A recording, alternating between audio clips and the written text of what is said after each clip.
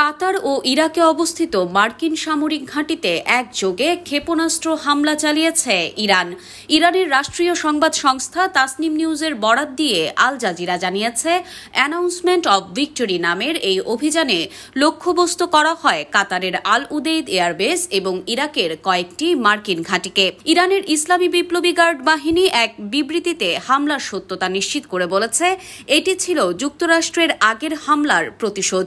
হামলার পরপরই কাতারের রাজধানী দোহায় বিস্ফোরণের শব্দ শোনা যায় এবং আকাশে ফ্লেয়ার দেখা যায়। হামলার পর কাতার ও ইরাকের পরিস্থিতি থমথমে। মার্কিন ঘাঁটিগুলোর নিরাপত্তা আরও জোরদার করা হয়েছে।